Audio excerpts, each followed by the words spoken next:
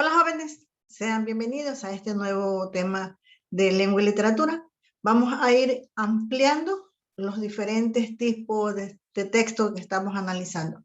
Ya tenemos lo que es un texto, en definitiva, todas las características de ellos. Tenemos que ver lo que es un texto histórico y hoy vamos a compartir lo que es un texto mitológico y un texto expositivo. Cada uno de ellos con sus definiciones y sus características para poder analizar en el tiempo y en el espacio del desarrollo, dependiendo los tipos de eventos en los cuales nosotros tenemos el uso de cada uno de ellos. Para poder analizar este tipo de texto debemos de introducir el objetivo. ¿Cuál es el objetivo de dar a conocer este tema? Es producir en cada uno de ustedes las diferencias de los distintos propósitos que tienen cada uno de estas actividades, cada uno de este material, de poder construir conocimientos, de poder aprender o diferenciar a qué se está refiriendo. La destreza nos invita a ubicar cronológicamente los textos más representativos en lo que se refiere a la literatura. Se lo involucra con la historia, llevándonos a los diferentes dioses de Grecia, de Roma, como se daba anteriormente. Entonces vamos a ver o a recordar nosotros qué es una mitología. ¿Qué entendemos por mitología? Decimos que es un conjunto de ideas, que estas ideas por lo general vienen relativamente adheridos a relatos de acontecimientos que nosotros ya hemos escuchado anteriormente, pero que forman parte de una determinada religión o cultura o tradiciones de diferentes lugares. Un relato mitológico también consiste en la narración de diferentes hechos, acontecimientos que se han venido proyectando en diferentes lugares. Pueden ser, como habíamos dicho, relatos referidos a la cultura, referidos a la religión, referidos a las costumbres o las tradiciones de determinados lugares. Cada uno de estos relatos se basan en leyendas o también como se los conoce como mitos. Y son más que todo dirigidos o enfocados en diferentes temas desarrollados en épocas anteriores. En su mayoría involucran a los dioses de la creación de la naturaleza, a los dioses del mundo, a los héroes de la mitología y a diferentes seres fantásticos que nosotros tenemos idea que han existido o que han hecho parte de ese tiempo.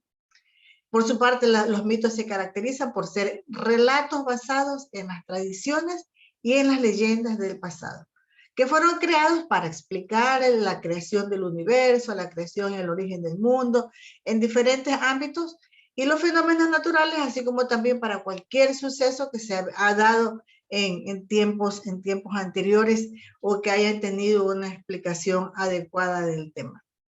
Entonces vemos que en ese sentido los mitos se los puede clasificar en dos partes, que son los mitos cosmogónicos y los mitos teogónicos. Entonces cada uno de ellos son los que relatan temas desarrollados, por ejemplo, en el origen del universo.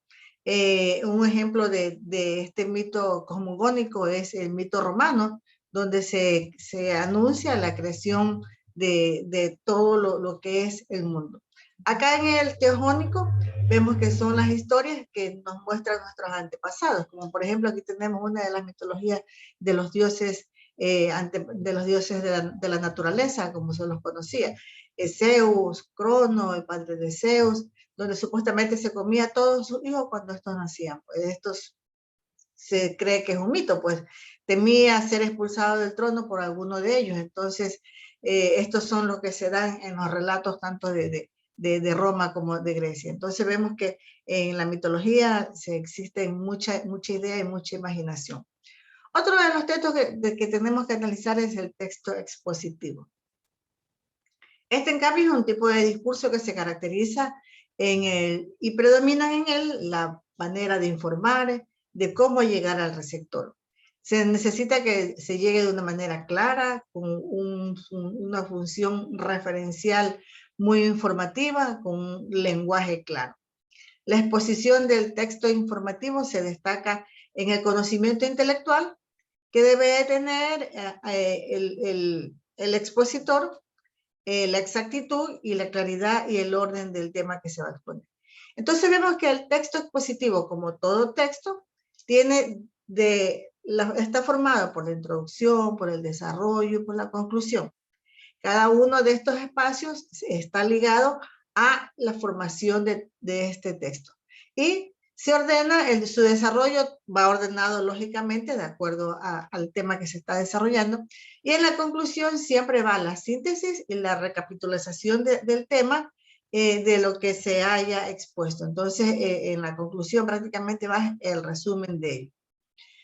En el texto expositivo nosotros encontramos un tipo de texto para cada ocasión, como la función comunicativa, el vocabulario, las estrategias explicativas y las diferentes clases de texto que se los puede desarrollar en este sentido. Y una secuencia muy explicativa que tiene que ser comparativa y descriptiva con referencia al tema expuesto. Tenemos aquí ejemplos de textos expositivos, como puede ser una noticia, que no es lo mismo que un informativo, la descripción de un objeto o de una persona y un informe. Entonces encontramos aquí ejemplos de textos expositivos que se los puede desarrollar dependiendo del momento y la ocasión y la necesidad en el cual estemos. Entonces, jóvenes, con este resumen hemos llegado a concluir lo que se refiere a cada uno de estos nuevos tipos de texto.